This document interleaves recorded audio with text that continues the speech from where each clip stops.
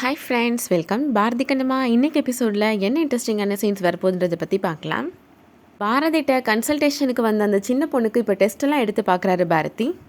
அதுக்கான ரிசல்ட்டெல்லாம் வந்துடுது. அதை செக் பண்ணி பார்த்த உடனே பாரதிக்கு மனசுக்கு ரொம்ப கஷ்டமாக இருக்குது. அந்த சின்ன பொண்ணோட பேரண்ட்ஸை கூப்பிட்டு பேசுகிறாரு. உங்கள் பொண்ணோட ஹார்ட்டு ரொம்ப வீக்காக இருக்குது, எந்த நேரமும் எதுவும் நடக்கலாம் அப்படின்னு சொல்கிறாரு. அவர் சொன்னதை கேட்ட உடனே அந்த பேரண்ட்ஸ் அழ ஆரம்பிச்சிடுறாங்க. சீக்கிரமாகவே உங்கள் பொண்ணுக்கு இதய மாற்று அறுவை சிகிச்சை பண்ணணும் அப்படின்னு பாரதி சொல்கிறாரு. அதுக்கெல்லாம் நிறையா செலவாகுமே, அவ்வளோ காசு எங்கிட்ட இல்லை டாக்டர் அப்படின்னு அந்த பேரண்ட்ஸ் சொல்கிறாங்க. பணத்தை பற்றி நீங்கள் கவலைப்படாதீங்க, அதை நான் பார்த்துக்கிறேன், நமக்கு இப்போதைக்கு எலிஜிபிள் டோனர் தான் தேவை அப்படின்னு சொல்கிறாரு. உங்கள் பொண்ணு ஒரு வாரம் வரைக்கும் ஹாஸ்பிட்டலில் ஸ்டே பண்ண வேண்டியது இருக்கும் அப்படின்னு சொல்கிறாரு பாரதி. இப்போது அந்த சின்ன பொண்ணு சக்தி பாரதியோட ரூமுக்கு வராங்க. அந்த பொண்ணுகிட்ட பாரதி பேசுகிறாரு. ஒரு வாரம் நீ இந்த ஹாஸ்பிட்டலில் ஸ்டே பண்ணுறியா சக்தி அப்படின்னு கேட்குறாரு. ஹாஸ்பிட்டலில் நான் எதுக்காக ஸ்டே பண்ணணும் அப்படின்னு அந்த பொண்ணு கேட்குறாங்க. ஹாஸ்பிட்டலில் இருக்க டாக்டர்ஸ், நர்ஸ் எல்லாருக்கும் உன்னை ரொம்ப பிடிச்சி போச்சா, உன்னை ஒரு வாரம் வரைக்கும் இங்கே தங்க சொல்லி ரொம்ப ப்ளீஸ் பண்ணி கேட்குறாங்க அப்படின்னு பாரதி சொல்கிறாரு. நிஜமாக தான் சொல்கிறீங்களா அப்படின்னு அந்த பொண்ணு கேட்குறாங்க. அப்போ ஸ்கூலுக்கு நான் என்ன பண்ணுறது அப்படின்னு கேட்குறாங்க. அதான் ஆன்லைன் கிளாஸ் இருக்குல்ல, அதில் அட்டன் பண்ணிக்கலாம், ஒரு வாரம் கழித்து நானே உன் வீட்டில் போய் விட்டுடுறேன் அப்படின்னு பாரதி சொல்கிறாரு. அந்த பொண்ணு பாரதி சொல்கிறதுக்கு ஓகேன்னு சொல்லிடுறாங்க. பாரதி இப்போது எல்லா டாக்டர்ஸையும் கூப்பிட்டு மீட்டிங் போடுறாரு. அந்த சின்ன பொண்ணு சக்தியோட கண்டிஷனை பற்றி சொல்கிறாரு. அந்த குழந்தைக்கு உடனே ஹார்ட் டிரான்ஸ்பிளான்ட் பண்ணணும் அப்படின்னு சொல்கிறாரு பாரதி. அதுவும் எவ்வளோ சீக்கிரம் பண்ண முடியுமோ அவ்வளோ சீக்கிரம் பண்ணியாகணும், அதுக்காக தான் அவங்க எல்லோரையும் நான் இங்கே வர சொல்லியிருக்கிறேன் அப்படின்னு சொல்கிறாரு. உடனடியாக நமக்கு ஒரு எலிஜிபிள் டோனர் வேணும் அப்படின்னு சொல்கிறாரு. உங்கள் நெட்வொர்க்கில் இருக்கிற எல்லா டாக்டர்ஸ், எல்லா ஹாஸ்பிட்டலுக்கும் இந்த நியூஸை ஸ்ப்ரெட் பண்ணுங்கள் அப்படின்னு சொல்கிறாரு. ஹாஸ்பிட்டலோட காண்டாக்ட் நம்பர் கொடுங்க, என்னோடய ஃபோன் நம்பர் கொடுங்க, சீக்கிரமாக அந்த குழந்தைக்கு நம்ம ஆப்ரேஷன் பண்ணி ஆகணும் அப்படின்னு சொல்கிறாரு பாரதி. மெடிக்கல் அசோசியேஷன்லேயும் ஹெல்ப் கேளுங்க அப்படின்னு பாரதி சொல்கிறாரு. அந்த குழந்தையோட உயிரை நம்ம காப்பாற்றியே ஆகணும், சீக்கிரமாக டோனரை கண்டுபிடிங்க அப்படின்னு சொல்லிடுறாரு. சௌந்தர்யா இப்போ அந்த ஹாஸ்பிட்டலுக்கு ஹேமா, லட்சுமி 2 பேரையும் கூட்டிகிட்டு வராங்க. இதுதான் அம்மா வேலை பார்க்குற ஹாஸ்பிட்டலில் பாட்டி அப்படின்னு லட்சுமி கேட்குறாங்க. டாக்டர்ப்பா ஹாஸ்பிட்டலை விட ரொம்ப பெருசாக இருக்குதே அப்படின்னு சொல்கிறாங்க.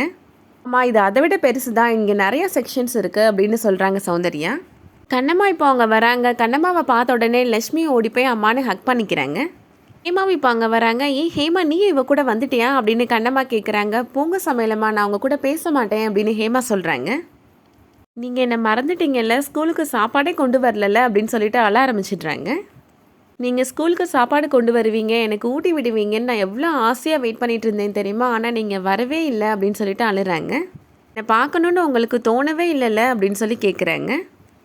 ஏன் நீங்கள் புது வேலையில் வந்து சேர்ந்தீங்க, இந்த வேலையில் சேர போகிறேன்னு என்கிட்ட ஒரு வார்த்தை கூட சொல்லலைல்ல அப்படின்னு சொல்லிட்டு மறுபடியும் அழுறாங்க. லக்ஷ்மியை மட்டும் ஸ்கூல் முடிஞ்ச உடனே ஹாஸ்பிட்டலுக்கு வர சொல்லியிருக்கிறீங்க, என்னை மட்டும் வர சொல்லலைல்ல அப்படின்னு சொல்லிட்டு அழுறாங்க. அப்படிலாம் இல்லை ஹேமா, லக்ஷ்மி மேலே நான் எவ்வளோ பாசம் வச்சுருக்கிறேனோ அதே அளவு தான் ஓ மேலேயும் வச்சுருக்கிறேன் அப்படின்னு சொல்கிறாங்க கண்ணம்மா. சௌந்தர்யா ஹேமாட்ட சொல்கிறாங்க, ஹாஸ்பிட்டலுக்கு நான் கூட்டிகிட்டு வரும்போது உன்ட்ட நான் என்ன சொன்னேன், இப்படி அழுது ஆர்ப்பாட்டம் பண்ணக்கூடாதுன்னு தானே சொன்னேன் அப்படின்னு சொல்கிறாங்க. அதான் சமையலம்மாவை பார்த்துட்டேல, கண்ணை தொடமா அப்படின்னு சொல்கிறாங்க. நானும் லக்ஷ்மி கூடவே டெய்லி வந்து படிச்சுட்டு நீங்கள் கிளம்பி போகிறப்ப நானும் போகிறேன் அப்படின்னு சொல்கிறாங்க ஹேமா. விக்ரம் இப்போ அவங்க வராங்க. விக்ரம்கிட்ட கேட்குறாங்க லக்ஷ்மி, நானும் ஹேமாவும் இங்கே வந்து படிச்சுட்டு அம்மா கிளம்பி போகிறப்ப போகலான்னு இருக்கிறோம் அப்படின்னு சொல்கிறாங்க லக்ஷ்மி. இது என்ன ஹாஸ்பிட்டலா இல்லை ஸ்டடி ஹாலா அப்படின்னு கேட்குறாரு விக்ரம். சொன்னதை கேட்ட உடனே ஹேமா, லக்ஷ்மி 2 பேருமே அப்செட் ஆகிடுறாங்க. விக்ரம் அதுக்கப்புறம் சிரிச்சுட்டே சொல்கிறாரு, நான் சும்மா ஜோக் பண்ணினேன், 2 பேரும் தாராளமாக இங்கே வந்து படிச்சுட்டு போகலாம் அப்படின்னு சொல்லிட்டு போகிறாரு. கேட்ட உடனே ஹேமா, லக்ஷ்மி 2 பேருமே ரொம்ப சந்தோஷப்படுறாங்க. அடுத்ததான் வெண்பா வீட்டில் நடக்கிறத காமிக்கிறாங்க. ஷர்மிளா வெண்பாவை திட்டிகிட்ருக்குறாங்க.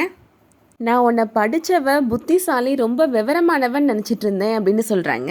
உன் மேலே ஒருத்தன் அன்பாக இருக்கிறானா என்னன்னே தெரியாமல் அவன் உன்னை கல்யாணம் பண்ணிப்பான்னு 10 வருஷமாக பைத்தியம் மாதிரி காத்துட்ருக்குறேன் அப்படின்னு திட்டுறாங்க. நல்லா யோசிச்சுப்பாரு, அவ்வளோ பெரிய ஃபங்க்ஷனில் வச்சு போலீஸ் ஒன்று அரெஸ்ட் பண்ணிச்சு, அவனும் அங்கே தானே இருந்தான், இந்த நிமிஷம் வரைக்கும் அவன் உன்னை வந்து பார்த்துருக்குறானா அப்படின்னு சொல்லி கேட்குறாங்க. உனக்கு ஏதாவது பண உதவி, லீகலாக உதவி ஏதாவது வேணுமா அப்படின்னு கேட்டானா அப்படின்னு சொல்லி கேட்குறாங்க. இன்றைக்கி உன்னோட கேஸ் விசாரணைக்கு வந்துச்சு, கோர்ட்டில் வந்து உன்னை மீட் பண்ணினானா அப்படின்னு சொல்லி கேட்குறாங்க. அவன் உன்னை ஒரு ஃப்ரெண்டாக கூட நினைக்கல, அப்படி நினச்சிருந்தா கூட ஓடி வந்து உன்னை பார்த்துருப்பான் அப்படின்னு சொல்கிறாங்க. வெண்பா பாரதியை விட்டு கொடுக்காம பேசுகிறாங்க. இன்றைக்கி புது ஹாஸ்பிட்டல் ஓப்பன் பண்ணியிருக்கிறாங்கல்ல, அவனுக்கு வேலன் வந்தால் எல்லாமே மறந்து போயிடும் அப்படின்னு சொல்கிறாங்க. இல்லை நினைக்கிறாங்க, இப்போ கூட அவனை விட்டு கொடுக்காம பேசுகிறாளே அப்படின்னு நினச்சி கோபப்படுறாங்க. நீ என்னோட கண்டிஷன்ஸை ஏற்றுக்கிட்டதுனால தான் நான் உன்னை இந்த கேஸ்லேருந்து வெளியில் கொண்டு வந்திருக்கிறேன் அப்படின்னு சொல்கிறாங்க. நான் எந்த பையனை கையை காமிக்கிறேனோ அவனை நீ கல்யாணம் பண்ணிக்கணும் அப்படின்னு சொல்கிறாங்க. அதை கேட்ட உடனே வெண்பா ஷாக்காகி பார்க்குறாங்க. அதோட இந்த எபிசோட் முடியுது. இந்த வீடியோ உங்களுக்கு பிடிச்சிருந்துச்சுன்னா லைக் பண்ணிக்கோங்க. சீரியல் அப்டேட்ஸ்க்கு நம்ம சேனலை சப்ஸ்கிரைப் பண்ணிக்கோங்க. தேங்க்ஸ் ஃபார் வாட்சிங்.